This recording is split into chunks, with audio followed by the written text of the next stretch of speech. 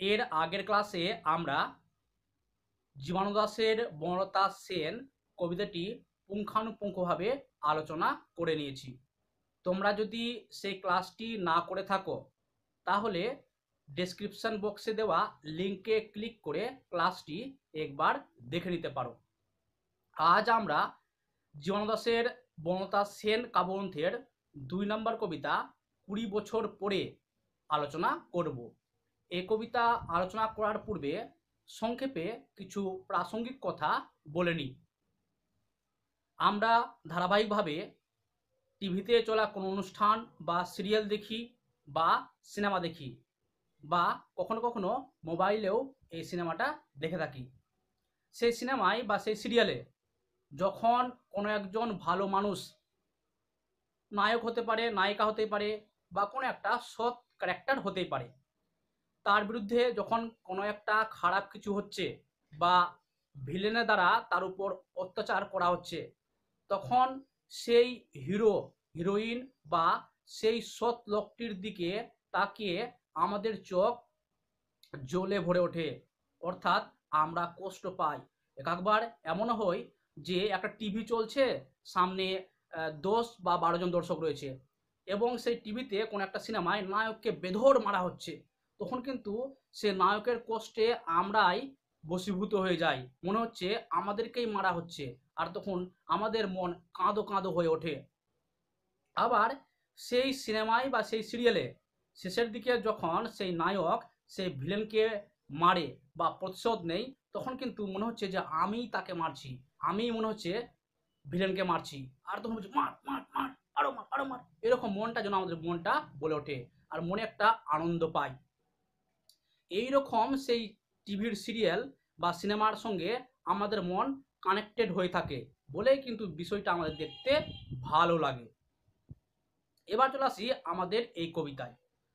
আমরা আগেই বলেছি যে এই বনলতা সেন কাব্যগ্রন্থের বেশিরভাগ কবিতা কিন্তু প্রেম কেন্দ্রিক, কিন্তু কথা হচ্ছে যে জীবনানন্দ দাশ কাকে ভালোবাসলেন এবং যাকে ভালোবাসলেন তার সঙ্গে আমাদের কি সম্পর্ক।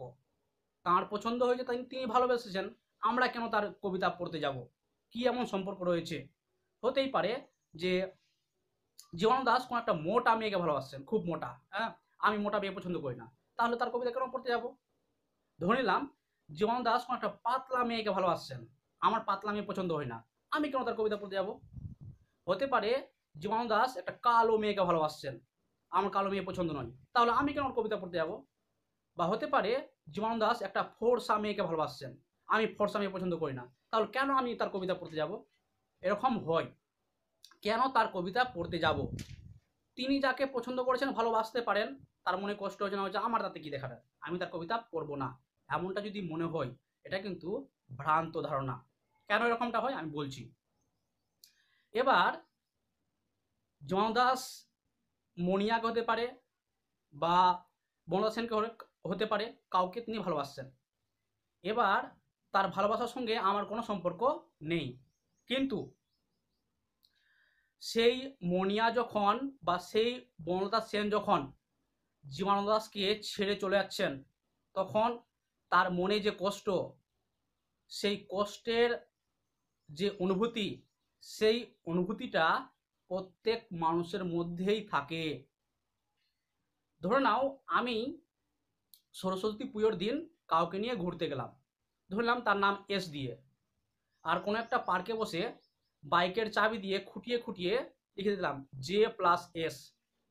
2 বছর পর সেই এস নামক ব্যক্তিটি আমার কাছে নেই, তখন যখন আমি সেই গাছটার তলায় যাব আর যখন দেখব J+S লেখা রয়েছে, তখন কিন্তু সেই এসকে নিয়ে আমি অনেক ভাবনায় ভাবান্বিত হব, মনে মনে কষ্ট পাব।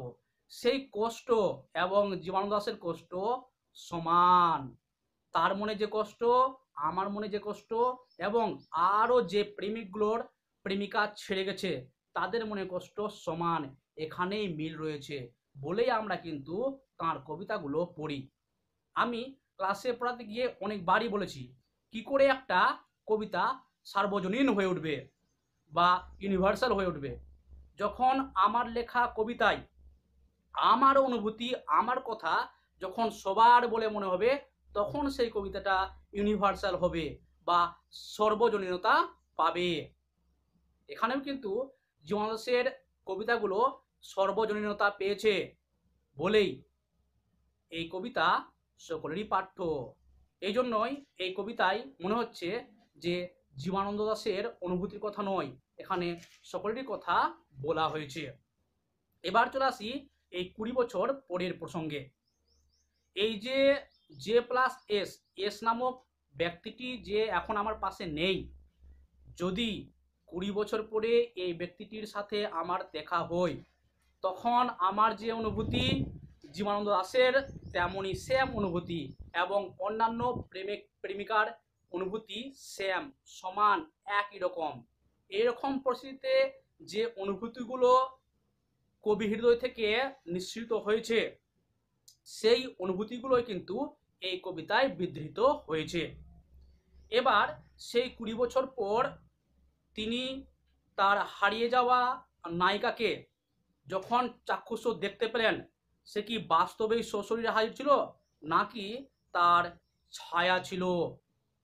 ভূত বলবো না, তার সেই ভাবনাগুলো ছিল, আদৌ কিন্তু তার নায়িকা ছিল না। এমনটা কি আমরা জানা নেই বা আমরা জানি না। আমরা এখন কবিতা দেখব, পড়ব, সেখানে দেখব যে সেই নায়িকাটা সশরীরে হাজির হয়েছিল নাকি আসলে ওগুলো কবির ভ্রম বা কবির একটা কল্পনা প্রসূত নারী। চলো তাহলে আর আমরা বেশি আলোচনা না করে এবার সরাসরি কবিতায় চলে যাই। আমরা এর আগের ক্লাসে জীবনানন্দ দাশের বনলতা সেন কাব্যগ্রন্থের বনলতা সেন কবিতাটি পুঙ্খানুপুঙ্খভাবে আলোচনা করে নিয়েছি। আজ জীবনানন্দ দাশেরই বনলতা সেন কাব্যগ্রন্থের 2 নম্বর কবিতা 20 বছর পরে আলোচনা করব। আমরা এই আলোচনার পূর্বেই বলেছিলাম যে জীবনানন্দ দাশ তার কাঙ্ক্ষিত নারীকে হারিয়ে ফেলেছেন বা তাদের মধ্যে বিচ্ছেদ ঘটেছে। তাদের এই বিচ্ছেদের যে বিরহ যন্ত্রণা এবং দীর্ঘদিন পরে যদি কোনো ক্রমে তাদের সাক্ষাৎ ঘটে, তাহলে তাদের যে অনুভূতি, সেই অনুভূতি নিয়ে এই কবিতা লেখা। তাদের নায়ক নায়িকার একে অপরের না পাওয়ার যে যন্ত্রণা, অর্থাৎ নায়ক মনের আশা আকাঙ্ক্ষা এবং নিরাশা এই কবিতায় বিধৃত হয়েছে। এবার এই কবিতায় নায়িকা কে? যদি আমরা এই কবিতার দ্বিতীয় স্তবকে লক্ষ্য করি, তাহলে একটি নাম পাবো, সে নামটি হচ্ছে মণিয়া। এই মণিয়াটা কে? আমরা রূপসী বাংলা কাব্যগ্রন্থের আকাশে 7টি তারা কবিতায় এই মণিয়ার প্রসঙ্গ পাই, যেখানে আমরা দেখেছি যে কামরাঙা রঙে রাঙায়িত হয়ে মেঘ গঙ্গাসাগরের বুকে ডুবে যাচ্ছে এই মৃত মণিয়ার মতো। সেখানে আমরা মণিয়া বলে একটি পাখির নাম জানতে পাই, কিন্তু আসলে কবি মণিয়া বলতে কোনো পাখিকে উল্লেখ করেননি। কারণ যে মণিয়া পাখিকে গঙ্গাসাগরে ডুবার মতো যে চিত্রকল্প কবি উল্লেখ করেছেন, সেই মণিয়া পাখি কিন্তু সাগর তীরে থাকে না বা বসবাস করে না। এই মণিয়া পাখি বিভিন্ন ঝোপঝাড়ে বাস করে। তাহলে মণিয়া কিন্তু এখানে একটি মেয়ে বা নায়িকা। কিভাবে? আমরা কম বেশি সকলেই সেই গানটি শুনেছি। গানটি হচ্ছে ময়না রে তোর লম্বা মাথার কেস, এই গানটি আমরা সকলেই শুনেছি। তাহলে ওখানে ময়না বলে একটা পাখিও রয়েছে, কিন্তু ওখানে ময়না বলতে কোনো পাখি নয়, নায়কের নায়িকাকেই ইঙ্গিত করা হয়েছে। এখানেও কিন্তু মণিয়া পাখির নাম হলেও এখানে মণিয়া কিন্তু নায়কের নায়িকাকেই ইঙ্গিত করা হয়েছে। এবার এই মণিয়ার সাথে কবির মতো অন্যান্য প্রেমিকের বিচ্ছেদ ঘটল কিভাবে? আমরা কবির সাথে বিশ্বের সকল প্রেমিককে তুলনা করেই বা তার কবিকে এবং বিশ্বের সমগ্র প্রেমিক সত্তাকে এক পাশে বা এক জায়গায় দাঁড় করিয়ে এই কবিতাটি আলোচনা করব। কারণ পূর্বেই বলেছি, যদি কবির অনুভূতি আমাদের অনুভূতি না হয় তাহলে কিন্তু এই কবিতা আমাদের পাঠ করবার কোনো অর্থই দাঁড়ায় না বা আমাদের কোনো আবশ্যিক বলেই মনে হবে না। সেজন্যই বলেছি যে কবির সাথে আমরা কিন্তু বিশ্বের সকল প্রেমিক সত্তাকে তুলনা করে বা পাশাপাশি দাঁড় করিয়ে রেখে এই কবিতার আলোচনা এগিয়ে নিয়ে যাব। তো এই মণিয়ার সাথে কবির বিচ্ছেদ হলো কিভাবে? অনেকগুলোই কারণ বিভিন্ন সাহিত্যিক বা বিভিন্ন কাব্য সমালোচক বা কবিতায় যারা পারদর্শী তারা উল্লেখ করেছেন। সেক্ষেত্রে যে বিষয়টি অধিক গ্রহণযোগ্য সেটি আমরা এখানে উল্লেখ করব।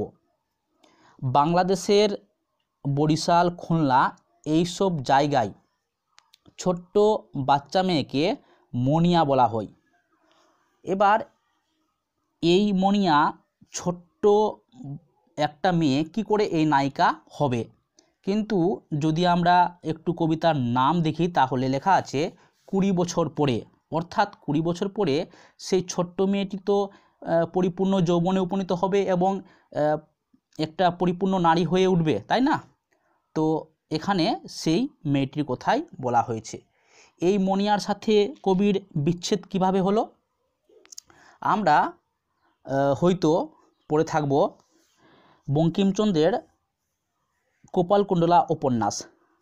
সেখানকার প্রথম পরিচ্ছেদ সাগর সঙ্গমে নৌকুমার, সেখানে আমরা লক্ষ্য করেছি যে বলছে সেই মেয়েটি কেবল কাঁদিল না। অর্থাৎ সে মেয়েটি কেন কাঁদেনি? কারণ তৎকালীন সমাজে সন্তান লাভের জন্য নারীরা একটি সন্তানের কামনা করতেন এবং মনে মনে বলতেন, যদি আমার সন্তান হয় তাহলে আমি সেটা গঙ্গাসাগরে বিসর্জন দেব। বিসর্জন দেব অর্থাৎ ফেলে দেবে না, জাস্ট জলে ফেলে সঙ্গে সঙ্গে তুলে নেবে, এইরকম একটা প্রথা প্রচলিত ছিল। কিন্তু সেই মেয়েটি তার বাচ্চা ছেলেটিকে জলে ফেলে দিয়ে আর তুলতে পারেনি, ঢেউয়ে বয়ে চলে গেছে। তাই সে কিন্তু তার পুত্র সন্তানের যন্ত্রণায় এতই কাতর হয়ে উঠেছিল যে সে তার জীবন যে এখন শেষ হয়ে যাচ্ছে এইরকম একটা মুহূর্ত, সেই মুহূর্তে সে কিন্তু কাঁদিল না, কারণ তার বেঁচে থাকার কোনো উদ্দেশ্যই জীবনে ছিল না। এখানেও কিন্তু এই মণিয়ার মা যখন তাকে গঙ্গাসাগরের কোলে ভাসিয়ে দিয়েছেন, সঙ্গে সঙ্গে কিন্তু তুলে ধরতে বা তুলতে পারেননি, সমুদ্রের ঢেউয়ে হারিয়ে গেছে। এইভাবে কিন্তু মণিয়া কবি থেকে অনেক অনেক দূর চলে গেছে। এছাড়াও অন্য কোনো কারণ হতে পারে। এখন চলছে 2025, বর্তমান সময়ে কিন্তু অনেক নায়িকার সঙ্গে নায়কের বা নায়কের সঙ্গে নায়িকার বিচ্ছেদ ঘটে। কী কারণে ঘটে? সেই মেয়ের পরিবার হয়তো নায়ককে পছন্দ করেননি বা তাদের মনোপুত হয়নি বলে নায়িকাকে অন্যত্র কোথাও বিয়ে দিয়ে দিয়েছেন বা দিচ্ছেন। এই জন্য কিন্তু বর্তমান সময়ে বা বর্তমান সমাজে নায়ক বা নায়িকার সাথে বিচ্ছেদ ঘটে। তো সেই রকম কারণ কিন্তু আপাতত এখানে আমরা লক্ষ্য করব না বা করছি না। চলো এবার আমরা এই কবিতা এগিয়ে নিয়ে যাই। আবার 20 বছর পরে তার সাথে দেখা হয় যদি, আবার বছর 20 পরে হয়তো ধানের ছোড়ার পাশে কার্তিকের মাসে, তখন সন্ধ্যার কাক ঘুরে ফেরে, তখন হলুদ নদী নরম নরম হই সোর কাশ হগলায় মাঠের ভিতরে। জীবনানন্দ এই বনলতা সেন কাব্যগ্রন্থটি প্রকাশিত হয়েছিল 1935 খ্রিস্টাব্দে, আর এখন চলছে 2025, প্রায় 80 বছর পেরিয়ে গেছে। এক সময় হয়তো কবির মতো প্রেমিক পাওয়া যেত এই সমাজে, যারা প্রায় 20 বছর ধরে প্রেমিকার সাক্ষাৎ মনে মনে কামনা করতেন। কিন্তু এখন তো একটা গেলেই আরেকটা এসে হাজির হয়ে যাবে, বা হাজির করে নেওয়া হবে। যাকগে, তো আমরা যখন অনার্সে পড়তাম তখন আমাদের স্যাররা বলতেন যে যে প্রেমে বিয়ে হয়ে যায় সেই প্রেমে আর প্রেম থাকে না। প্রেমিকের সাথে প্রেমিকার দূরত্ব যত বেশি থাকবে তাদের প্রেম ভালোবাসা তত গভীর থাকবে, তত চিরস্থায়ী থাকবে, দীর্ঘ থাকবে। যাকগে, তো আমরা বর্তমান সময়ে এই রকম প্রেমিক সত্তা খুঁজে পাওয়া হয়তো দুঃসাধ্য একটা ব্যাপার। তো কবি এই প্রেমিকার সাথে সাক্ষাৎ হবে ভেবেই 20 বছর অপেক্ষা করলেন। কিন্তু যদি 20 বছর পর তার সাক্ষাৎ না হয় তাহলে তিনি আবারও 20 বছর অপেক্ষা করবেন। যদি আবার 20 বছর পরে সেই প্রেমিকার সাথে সাক্ষাৎ না হয় তাহলে আবারও 20 বছর অপেক্ষা করবেন। এইরকম অপেক্ষার রাত, অপেক্ষার সময় ধারাবাহিকভাবে চলতে থাকবে। আমরা প্রথমেই বলেছিলাম যে মনিয়া একটি বাচ্চা ছেলে। এই বাচ্চা ছেলে যদি গঙ্গাসাগরের বুকে হঠাৎ করে ডুবে যায় বা হারিয়ে যায়, কিন্তু যখন 20 বছর পর পেরিয়ে যাবে আর যদি সে বেঁচে থাকতো তাহলে কি সে পূর্ণ যৌবনা নারীতে উপনীত হতো না? অবশ্যই তখন সে নায়িকার তুল্য হয়ে উঠত। তাই কবি বলেছেন আবার বছর 20 পরে তার সাথে দেখা হয় যদি, অর্থাৎ যে নায়িকা তার মনে প্রাণে বসে আছে সেই প্রেমিকার সাথে 20 বছর পর যদি দেখা হয়, এই রকম একটা আশা কিন্তু কবি নিজের মনে রেখেছেন। যদি 20 বছর পর তার সাক্ষাৎ না হয় আরও 20 বছর অপেক্ষা করবেন, তাই তো সে বলছেন আবার বছর 20 পরে হয়তো ধানের ছড়ার পাশে।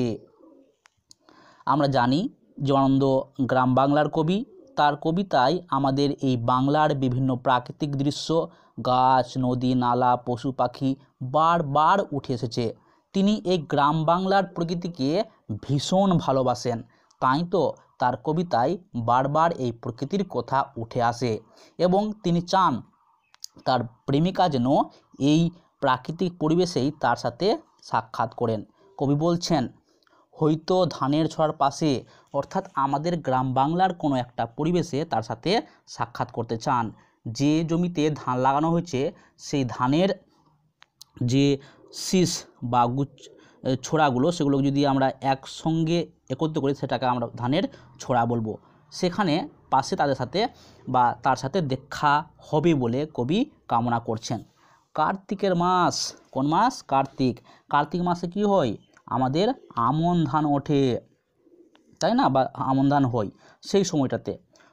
তখন সন্ধ্যার কাক ঘুরে ফেরে, তখন হলুদ নদী। সন্ধ্যার কাক ঘুরে ফেরে মানে কি? দিনের অবসান, রাত আসছে, জীবনের অবসান, সন্ধ্যা আসছে। এইরকম একটি নেতিবাচক বা নেগেটিভ ভাবনা নিয়ে কবি এখানে এই লাইনটি লিখেছেন।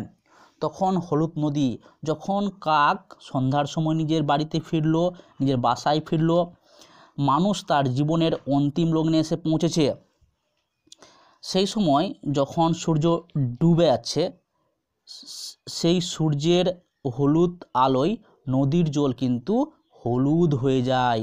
অর্থাৎ দুপুরবেলা বা সকালবেলা নদীর জলের যে সতেজ ঘন নীল যে আভা, সেই নীল আভা আর আমরা দেখতে পাই না, সেই আভা ক্রমে ক্রমে হলুদ হয়ে যায়, অর্থাৎ অন্তিমের দিকে এগিয়ে যায়।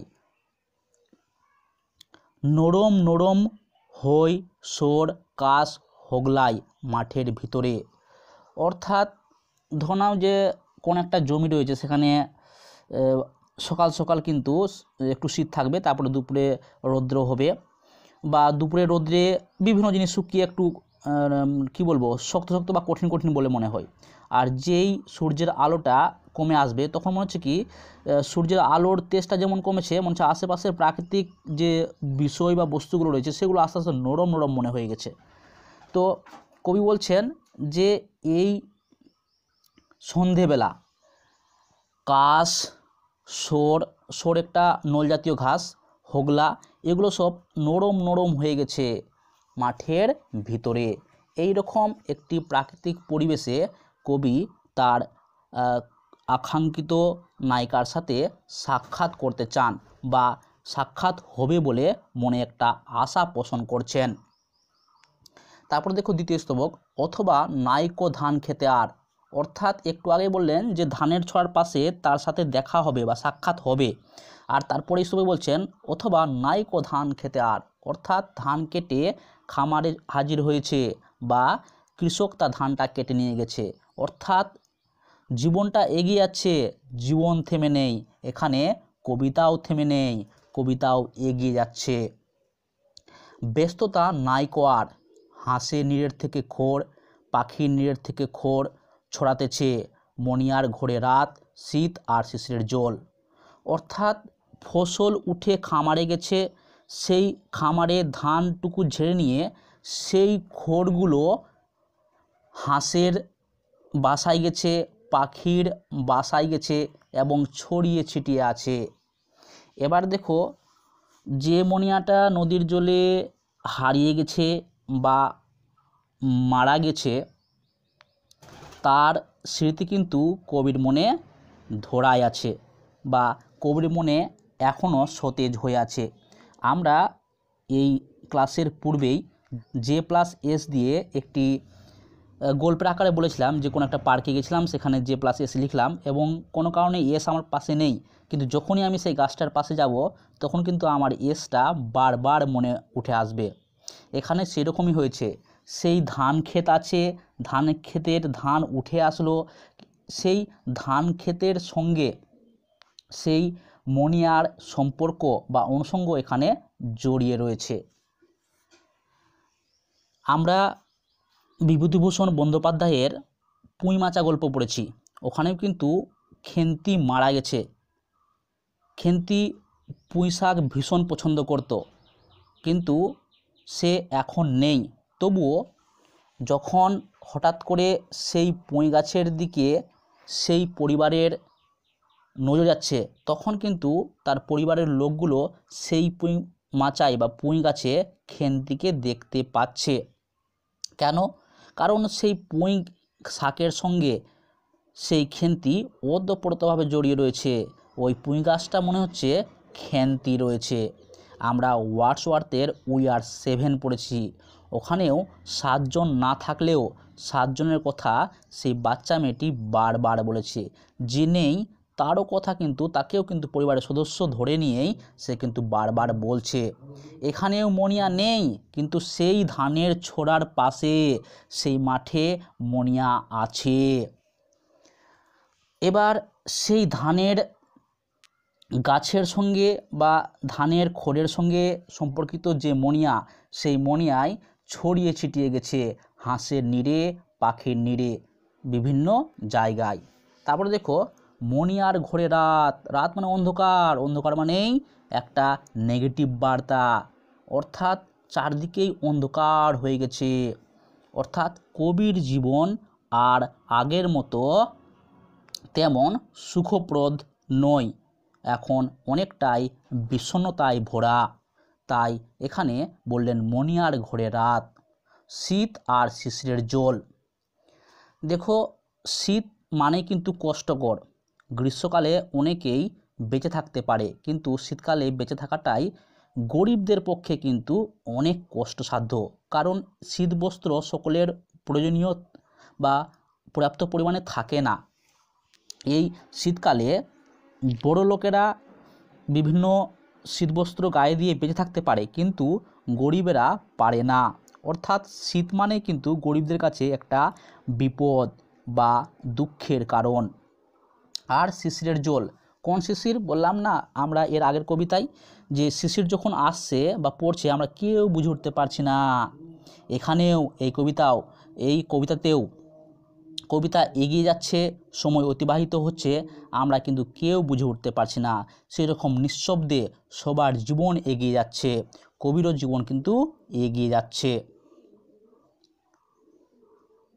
এবার দেখো, সেই শীত ঠান্ডা আর শিশিরের জল, সেই শিশিরের যে জলটা সেটা মনে হচ্ছে কবির দুঃখের জল বা কবির কষ্টজনিত যে অশ্রু, সেই অশ্রুটাই হচ্ছে এই শিশিরের জল। চলে যাব আমরা তারপরের স্তবকে। জীবন গিয়েছে চলে আমাদের কুড়ি কুড়ি বছর পার, অর্থাৎ জীবন থেমে নেই, জীবন এগিয়ে যাচ্ছে। কুড়ি কুড়ি বছর পার হয়ে গেছে, কিন্তু সেই জীবনানন্দ দাশের মতো সেই সৎ চরিত্রের প্রেমিক এখনও তার প্রেমিকার আশায় বসে রয়েছেন, তার সাথে সাক্ষাৎ হবে ধরে নিয়ে কিন্তু জীবন কাটিয়ে দিচ্ছেন।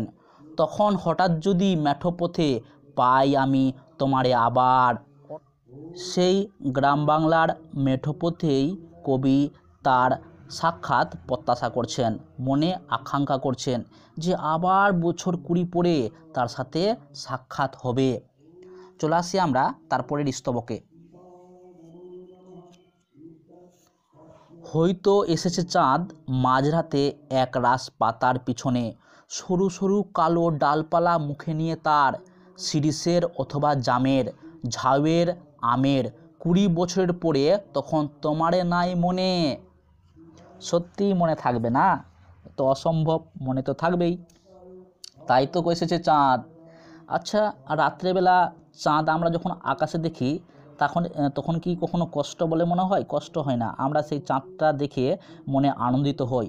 কবি বলছেন যে তার জীবনে নায়িকাটা চলে যাওয়ার পর যে অন্ধকার নেমে এসেছে, সেই অন্ধকারেই কিন্তু এই চাঁদ রূপে সেই নায়কটি এসে হাজির হয়েছে এবং কবির মনে আনন্দের সঞ্চার ঘটিয়েছে।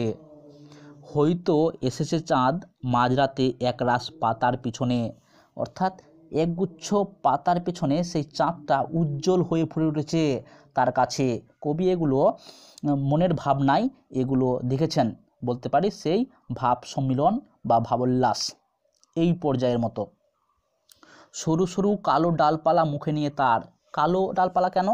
কালো মানেই কিন্তু এখানে নেগেটিভ বা নেতিবাচক, অর্থাৎ না পাওয়ার যে বেদনা, যে বিষণ্ণতা, এখানে সেই বিষণ্ণতাই অর্থেই কালো ডাল নিয়ে সেই মণিয়া বা তার নায়িকা এসে হাজির হয়েছে।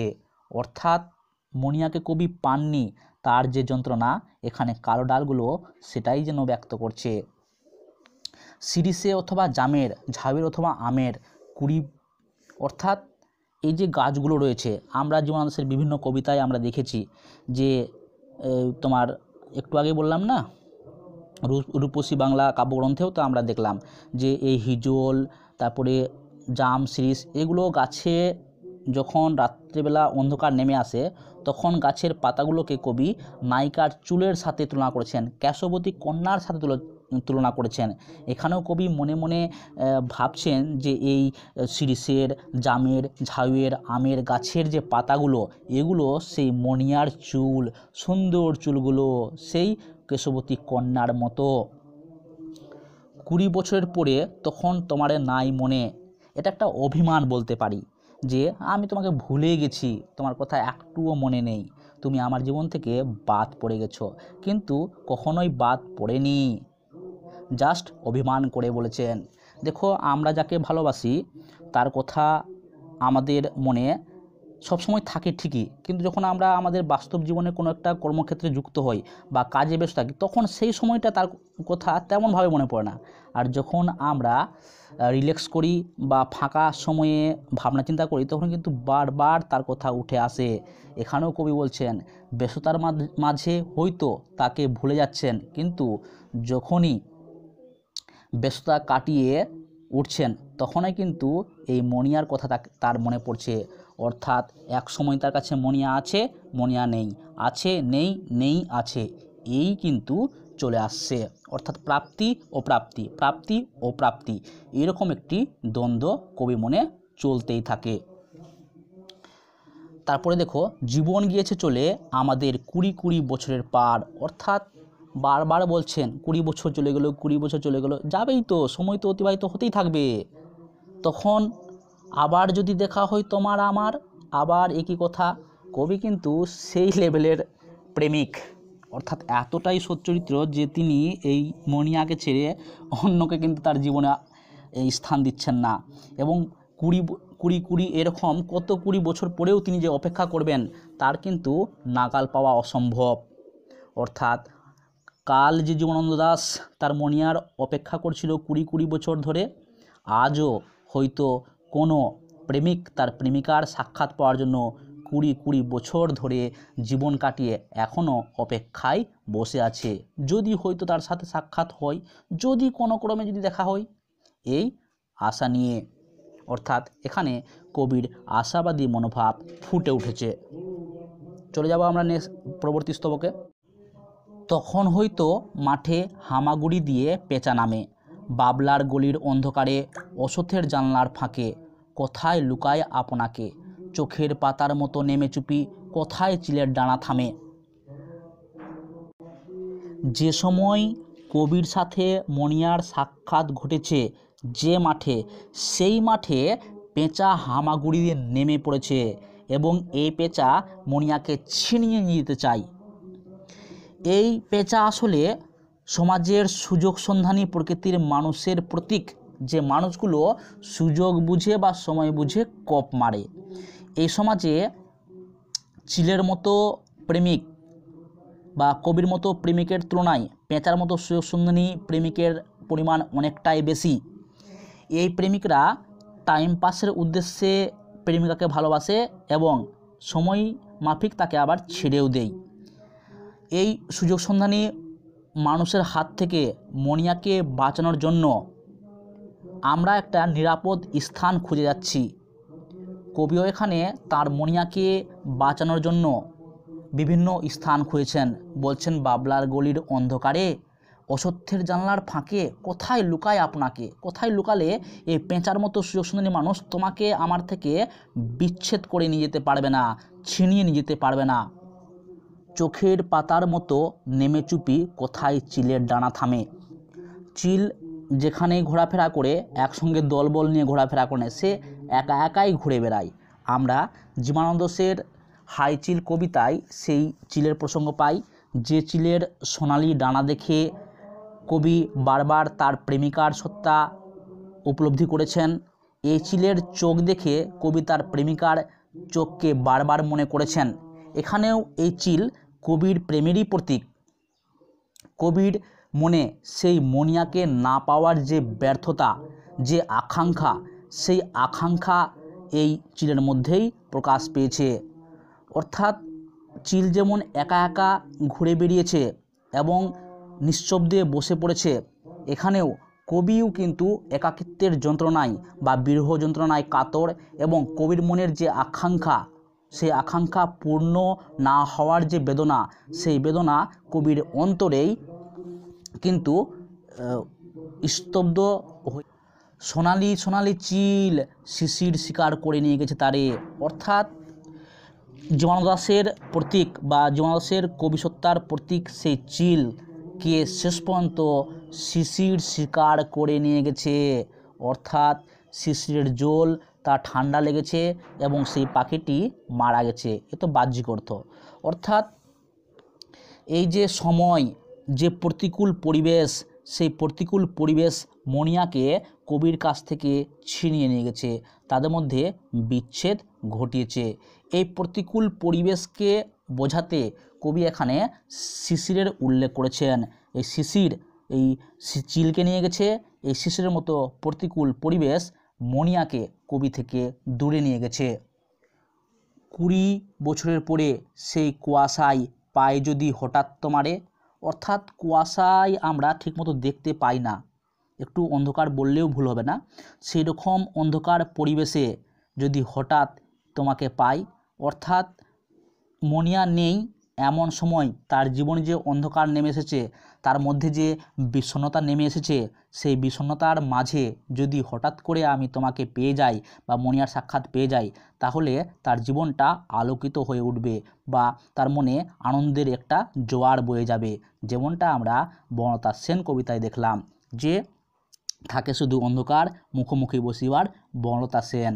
অর্থাৎ বনলতা সেন চারদিকে অন্ধকারের মাঝেও যেমন প্রদীপ্ত বা দীপ্তি প্রদান করছে, এখানেও কবি সেই রকম আশা প্রকাশ করেছেন, যদি সেই কুয়াশায় আপনাকে দেখতে পাই তাহলে তার জীবন আবার আনন্দে ভেসে উঠবে বা উদ্বেলিত হয়ে উঠবে।